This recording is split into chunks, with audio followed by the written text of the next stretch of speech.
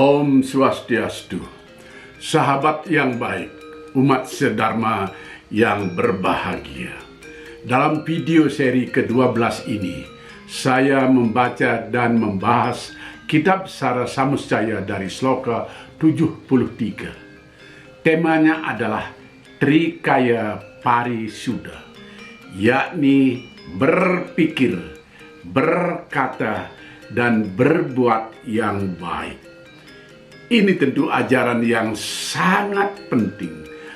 Bagaimana kita mengendalikan Trikaya Parisuddha itu? Baiklah, saya akan mulai membacakan sloka yang ke-73. Hana karma pata ngarania, kartaning indriya, 10 kuehnya, ulah kena, kramania, prawartaning manah sakareng, telu kuehnya, ulahaning wak, pat prawitraning kaya, telu pindah 10, prawartaning kaya, wak manah kangita. Adalah yang erat kaitannya dengan karma pala, yaitu pengendalian hawa nafsu yang 10 banyaknya. 3 bagian dari pikiran, 4 bagian dari perkataan, dan 3 bagian dari perbuatan kita. Dalam ajaran Trikaya Parisuddha dari kitab-kitab yang lain, Trikaya Parisuddha itu sendiri punya istilah yang khusus. Pengendalian pikiran disebut dengan manacika. Pengendalian perkataan disebut dengan wacika. Pengendalian perbuatan disebut dengan kayika. Nah, bagaimana mengendalikan pikiran itu? Mari kita lanjutkan ke sloka 74. Prawartiyaning manah rumuhun ajar kena, telu kuehnya, priyekanya, sitan engin adengkir ring drabianing len, sitan kroda, ring sarwa sattawa, ring sarwa satwa, si mamituhya rihana ring karma pala, nahan tang 3 ulahaning manah, kahtraning indriya ika. Pengendalian pikiran yang pertama, ada 3 yang harus dikendalikan. Tidak dengki dan iri hati terhadap milik orang lain. Tidak benci pada makhluk hidup. Dan percaya adanya karma pala. Demikianlah 3 macam perilaku pikiran yang merupakan cara pengendalian hawa nafsu. Di sloka ini disinggung soal karma pala, hukum sebab dan akibat. Kalau perbuatan kita baik, maka baik pula yang kita terima. Perbuatan kita yang buruk, perilaku kita yang buruk, buruk pula yang kita terima. Kalau kita membahas ajaran karma pala ini secara mendalam, tentu akan sangat panjang. Ada karma atau perbuatan yang pahalanya, yang hukumannya belum sempat kita terima di masa hidup ini, keburu kita sudah tiada. Namun pahala itu, hukuman itu tetap akan kita temukan dalam kehidupan yang akan datang. Ini disebut dengan kriya mana karma pala, hasil perbuatan yang tidak sempat dinikmati pada saat berbuat. Namun bisa saja dalam hidup ini antara karma dan pahala langsung dalam satu kehidupan. Misalnya, sekarang kita melakukan tindak kejahatan korupsi. Sekarang pula dalam kehidupan ini kita tertangkap dan menerima hukumannya, masuk penjara. Lunas dalam satu kehidupan. Ini disebut dengan prarabdha karma pala, hasil perbuatan pada kehidupan sekarang yang pahalanya diterima habis dalam kehidupan sekarang. Lalu ada satu lagi, kita hidup sekarang ini seperti yang mendapat hukuman dan cobaan. Entah itu kemiskinan atau ketidaksempurnaan jasmani, cacat misalnya. Bisa jadi itu adalah pahala hukuman yang kita terima dari kehidupan di masa lalu yang belum sempat kita nikmati. Kita berbuat buruk dan penuh dosa di kehidupan yang lalu, maka dalam kehidupan sekarang ini kita menanggung bebannya. Ini disebut dengan kriya mana karma pala. Hasil perbuatan yang tidak sempat nikmati pada saat berbuat, sehingga harus diterima pada kehidupan selanjutnya. Saya sudah pernah menayangkan video khusus tentang ajaran karma pala. Cobalah dilacak di channel ini. Semoga ketemu. Mari saya lanjutkan ke sloka 75. Niang tanpa prawirtaning wa pat kuehnya. Perhatikannya, ujar ehala, ujar pragas, ujar pisuna, ujar mitia nahan tanpa singgah halaning wa, dan ujar kena tan angenengenan kojarannya. Adapun perkataan yang tidak boleh diucapkan, 4 banyaknya. Berkata jahat, berkata kasar, memfitnah, dan berbohong. Inilah 4 jenis perkataan yang harus dikendalikan. Setelah ada 3 hal yang tak layak dipikirkan, kini ada 4 yang tak layak diucapkan. Sloka ini sudah sangat jelas rinciannya. Namun saya ingin menekankan pada soal berbohong. Di dalam ajaran kitab-kitab yang lain, ada yang membolehkan berbohong itu. Tentu dalam situasi dan keadaan tertentu. Ada 5 jenis kebohongan yang dibolehkan. Dan ini disebut dengan panca nirta. Rinciannya adalah: pertama, boleh berbohong untuk bersenda gurau. Di dalam pergaulan, kita terbiasa untuk bersenda gurau, untuk membunuh kebosanan. Di sini boleh berbohong. Tentu, kebohongan itu tidak disimpan berlama-lama. Jangan sampai kebohongan itu dibawa pulang sehabis obrolan penuh canda itu. Kebohongan yang kedua adalah menyelamatkan proses perkawinan. Ini banyak terjadi di masa lalu karena perkawinan sering menyimpang dari keadaan yang normal. Misalnya, perkawinan paksa di mana lelaki melarikan perempuan yang tidak mencintainya. Di Bali di masa lalu ini disebut perkawinan nganten melegandang. Juga contoh lain, perkawinan yang tidak direstui orang tua, tetapi lelaki dan wanita yang mau kawin tetap ngotot. Artinya pasangan calon pengantin itu sepakat untuk kawin, tapi restu dari orang tua tidak ada. Berbagai kebohongan bisa dilakukan di sini dengan alasan kedua mempelai selamat, atau juga kedua keluarga itu selamat. Tidak terjadi keributan yang menyebabkan pertengkaran. Namun sejatinya, saat ini perkawinan sudah diatur dengan undang-undang dan hukum positif negara.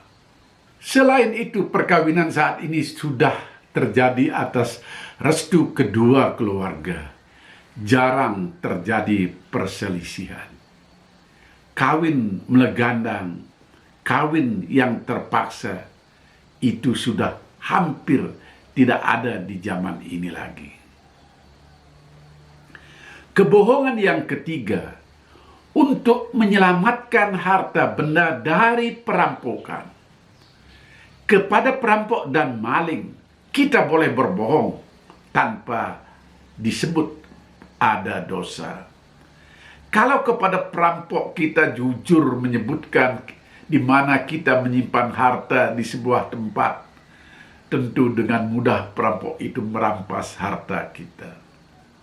Jadi, untuk mengakali dari amukan perampok, dari jarahan perampok, kita boleh berbohong. Yang keempat, boleh berbohong untuk menyelamatkan jiwa sendiri atau nyawa orang lain. Ini menyangkut keselamatan diri dan orang lain dari ulah orang-orang yang ingin berbuat onar. Contohnya, kalau sudah jelas orang itu mau berbuat jahat kepada orang lain, sementara kita tahu keberadaan orang lain itu, bolehlah kita berbohong. Kita tidak usah menyebutkan di mana orang lain itu. Atau kita berbohong menunjukkan tempat yang tidak benar. Yang kelima, berbohong untuk kebaikan.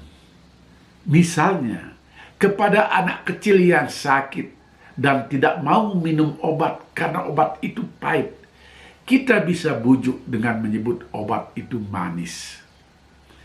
Dalam tradisi Bali banyak kebohongan jenis ini. Contohnya, melarang anak-anak duduk di atas bantal dengan alasan bisa bisul. Dilarang makan yang nasinya berceceran dengan alasan ayam peliharaan kita bisa mati. Sesuatu yang tidak ada hubungan sama sekali dan jelas itu berbohong, tapi semuanya untuk kebaikan. Namun di zaman yang sudah maju ini, kebohongan jenis ini sudah kedaluarsa. Anak-anak sudah tidak bisa lagi ditipu. Obat pahit, iya, tetap saja pahit.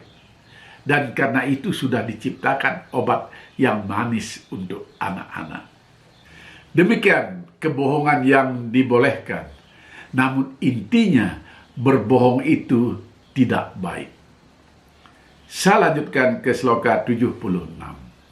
Nihan yang tan ulah kena, sia mati-mati mangahelahal, si pada dara, nahan tang telu tan ulah kena, ring asing ring parihasa, ring apat kala, ria pangipian tui singga hana jukeke. Hal-hal yang tak boleh dikerjakan adalah membunuh, mencuri, dan berzina.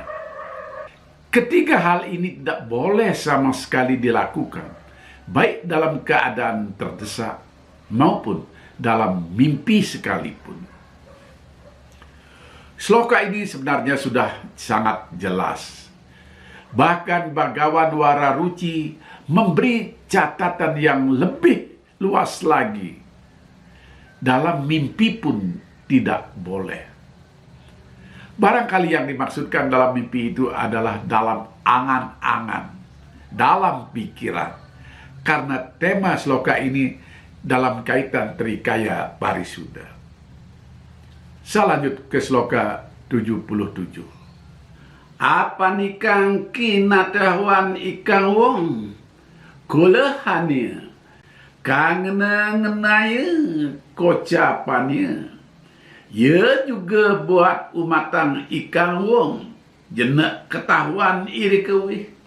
Matanian ikan hayu ati kengabiahan, rikaya wak mana.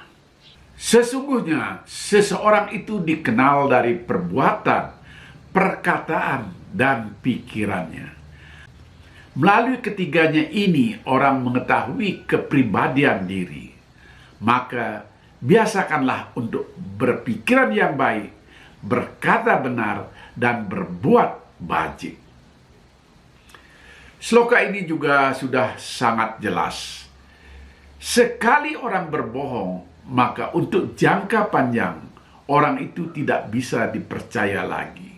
Meskipun yang dikatakannya adalah kebenaran, maka jaga diri baik-baik.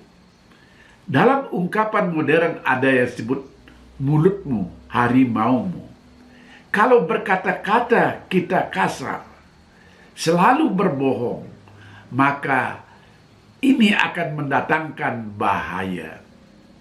Jaga mulut, itu nasihat yang sering diucapkan para orang tua menasihati anak-anaknya. Saya lanjut ke sloka 78. Wo siandur laba ikan saguna, ring kaya wak mana hana pemangkana sira kas ningdur laba, tan mangkanya juga siran pinakewa. Walau sangatlah sukar mengamalkan kebaikan dan kebajikan dalam pikiran, perkataan, dan perbuatan, janganlah semua itu membuat kita berhenti untuk melaksanakannya. Jadi diharapkan kita selalu menjaga diri dan berhati-hati dalam berpikir, berkata, dan berbuat. Jangan sampai kita tergelincir dalam hidup ini gara-gara itu. Saya lanjutkan ke sloka 79. Kunang sangkepanya, manah nimitating niscayanya, dadi puang niscayanya, lumekas tan ujar, lumekas tan maprewerti, watang nian manah ngarani ke predanan mangkana. Kesimpulannya, pikiranlah yang sangat menentukan perkataan dan perbuatan. Oleh karena itu, pikiranlah yang menjadi pokok sumbernya.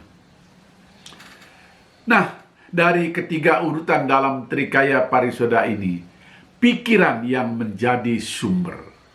Kalau pikiran sudah baik, maka apa yang kita katakan dan apa yang kita perbuat otomatis akan dalam kebaikan.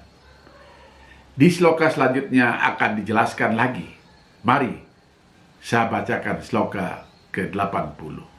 Apa nih kang manah ngarani? Ya ike witning indriya, ma prawerti te ye ring suba karma. Matangnya ikang manah juga prihen katanya sekarang. Pikiran adalah sumber dari segala macam nafsu. Pikiranlah yang menggerakkan dan mengarahkan perbuatan menuju kebajikan dan kejahatan. Maka dari itu, usahakanlah terlebih dahulu untuk mengendalikan pikiran. Sloka ini hanya memperjelas sloka sebelumnya. Karena pikiran yang menjadi sumber, maka yang pertama-tama harus dikendalikan adalah pikiran itu sendiri. Mari saya baca sloka selanjutnya, sloka 81. Nihan te kramanikang manah, berante luga sua bawannya, aku inangen-nangennya, dadi pretana, dadi sang saya, pina ke waknya, hana pewong ikan wenang, hamberti mana, sira tika manggeh suka, mangke ring parelo ke wane. Pikiran itu sangatlah labil dan berubah-ubah. Apabila seseorang dapat mengendalikan pikirannya, niscaya ia akan memperoleh kebahagiaan di dunia maupun di alam akhirat nantinya.